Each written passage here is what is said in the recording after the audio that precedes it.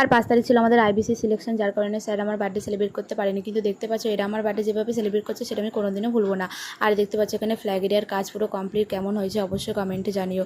তো 7 তারিখ ছিল আমাদের স্যারেরও বার্থডে, সেই দিন স্যাররা আমার জন্য একটা কেক নিয়ে আসে। তো সেই দিনকে স্যারের বার্থডে আমার বার্থডে দুজনের বার্থডে সেলিব্রেট হয়েছে। আসলে আমাদের 14 স্যাররা খুবই ভালো, কেননা ক্যাম্পে যারই বার্থডে পড়ে তারই বার্থডে সেলিব্রেট করে। আর সত্যি কথা বলতে 20 বছরের বার্থডেটা আমি কোনোদিনও ভুলবো না। প্রথমে এরা কাদার কেক মাখিয়ে তো আমাকে ভূত করে দিয়েছিল, আর তারপরে স্যাররা কেক নিয়ে এসেছিলো, যার কারণে আমি খুব খুশি হয়েছিলাম। তো এই বার্থডেটা আমি কোনোদিনও ভুলবো না।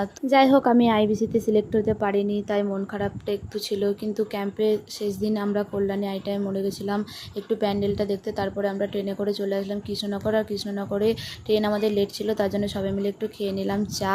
আর তারপরে ফাইনালি চলে আসলাম বেথুয়া। তো ভিডিওটি কেমন লেগেছে অবশ্যই কমেন্টে জানিয়ে, লাইক কমেন্ট করতে ভুলো না।